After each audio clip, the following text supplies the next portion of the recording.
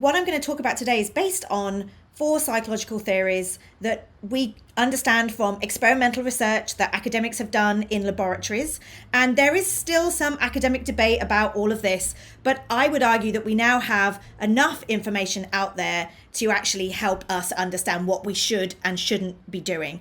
So the first psychological effect is called the familiarity backfire effect, which is by repeating falsehoods in order to correct them, debunks can make falsehoods more familiar and thus more likely to be accepted as true. Now, this does not mean that you must never talk about the rumor. And there is recent research that says it's okay if you juxtapose it with the truth right next to it. The problem is when you've only got the size of a tweet or you've only got the size of the headline, you actually don't have a lot of space for that nuance. Be really wary about repeating the falsehoods because remember, not everybody is on social media all day long, so they might not have seen it.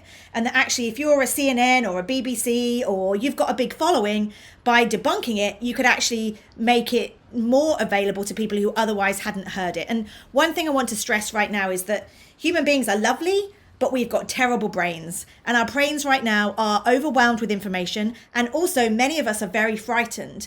And in that context, our brains are even less likely to work effectively and we are less likely to be critical. So we just need to be even more careful about where we put rumors and how we discuss them. So taking this as one of the most important effects I want you to think about, best practice is avoid repeating a falsehood unnecessarily while correcting it. Where possible, warn readers before repeating falsehoods.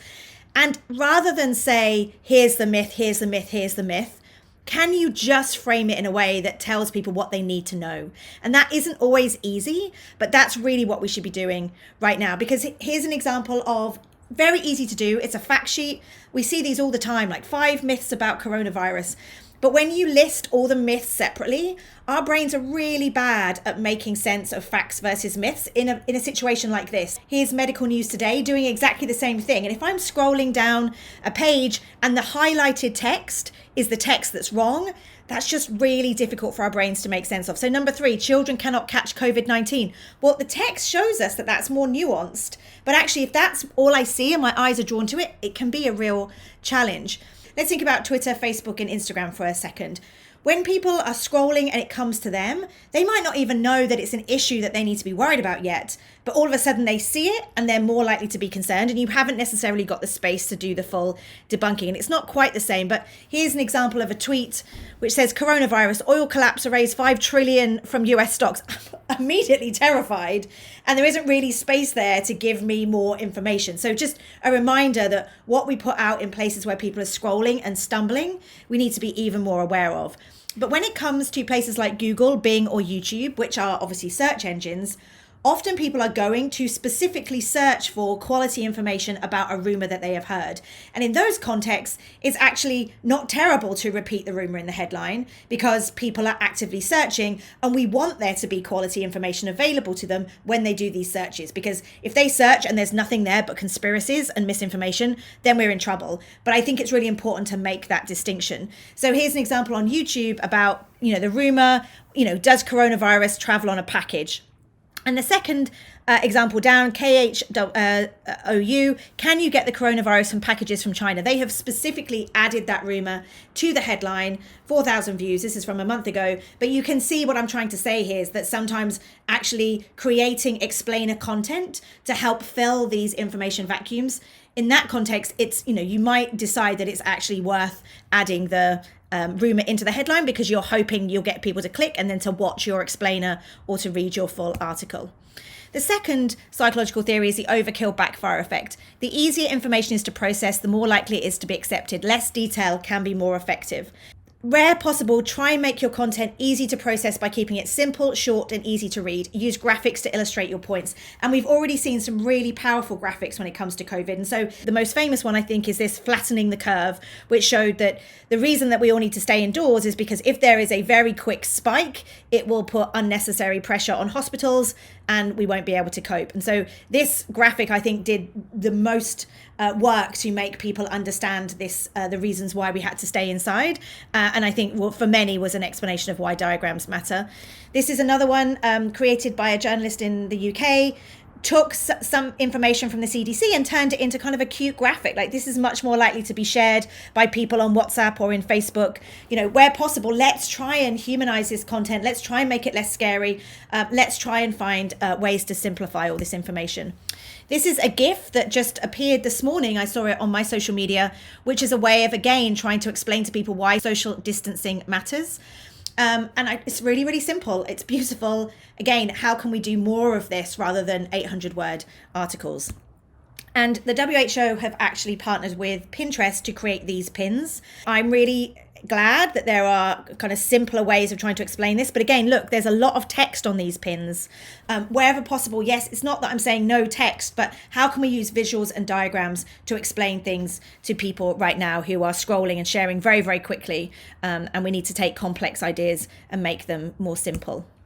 So the third psychological theory is the worldview backfire effect. People process information in biased ways. When debunks threaten a person's worldview, those most fixed in their views can double down. And I think many people have struggled in the last couple of weeks to talk to their parents who are older and are like, oh, there's nothing here, be quiet, of course I can go shopping. You have to think about language that's going to work with people, because if you say to somebody you are wrong and here's a fact-checking article that proves that you're wrong, people are actually more likely to double down on their views rather than be like, oh, thanks for sharing that fact-checking article, that's so helpful. And that's because of this psychological theory. So we should be using language which is like, wow, yeah, I actually have seen some of these posts as well, mum and dad, but actually, I'm looking at a lot of this and I'm actually really worried because I'm worried about our community. I'm worried about why, we are going to suffer if we don't do this. And so it's language like we and us and community. And so here's another thing to remember is, wherever possible, try and avoid ridicule or derogatory comments. Don't say, oh, you're crazy for thinking this, like, you're insane, can't you see what's happening? Like, we have to find ways to talk to one another that isn't about you're right, I'm wrong. And the way that we do that is by using language that's about connection and it's about community. And here's an example of a message. I actually received this on a closed messaging app, and I'll be honest, I forwarded it because, as you can see, somebody said from a credible source. It wasn't, it was a rumor. But in this example, we can say, I can say to people now, look, all of us have got these messages. I made a mistake. I shared this too. But, if we do this and we all get panicked and we all share false information, we're actually going to be in trouble when we do get into a situation when there is a lockdown, or if there is a case where we can only go to the grocery store at 6 p.m. I mean, whatever happens, we have to say to people, all of us are part of this. It's not journalists are right, people at home are wrong. All of us right now are, social distancing, we're isolated, and that kind of language is much more effective. And finally, missing alternatives. Labeling something as false but not providing explanation often leaves people with questions. If a debunker doesn't answer these questions, people will continue to rely on bad information.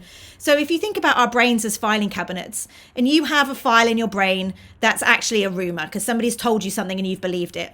If somebody else comes along and says, you're wrong, that's false, that's not true, then you take that file out of your filing cabinet brain. But if you don't fill that hole in your filing cabinet, then the filing cabinet, just like a concertina, goes back and needs to fill that hole. So it will fill that hole with the old information. So you need to provide an explanation for why those false rumors might be spreading. And so here, this is all about kind of answering questions. And an example might be people who are trying to sell supplements. So right now we're seeing a lot of misinformation about many different medications, different supplements, different fruits and vegetables that people are saying this is going to cure coronavirus. Well, some of this is just people trying to help. They don't mean any harm. But some people are pushing this because they want to make money right now. And so by explaining to somebody, well, actually, people are trying to sell this supplement. That's why they're telling you it's a cure. That gives people a reason to be like, oh, okay, I understand now. And I've got something to replace that hole in my brain because you provided me with that explanation. Be precise with language. Are you talking about tests or cases? Are you talking about how many people have died or how many people have survived? Right now, there's a lot of confusion. And if we're not careful with the language that we use, then people more generally are going to kind of turn away. And I would argue in the last 3 weeks, there was a lot of discussion about how young people were not at risk, but you should stay at home to make sure that older members of the public are safe. Well, now new numbers seem to be suggesting that there are people under 50 who are getting coronavirus and ending up in hospital. And I've definitely seen conversations amongst younger people saying, well, I don't trust the news media now. They told me I was fine, and now I find out I'm not. So we also need to let people know that these things are changing all the time. So just to finish up, number one, focus on facts where possible. Secondly, make your content easy to process by keeping it simple, short, and easy to read. Avoid ridicule or derogatory comments. Answer any questions that a debunk might arise. And that's often about who is spreading this and why might they be spreading misinformation. But I'm just going to say this, it's not easy to write headlines that fill all of these best practices, but we're sharing them with you so that you can hopefully, where possible, make changes so that you can really focus on the facts.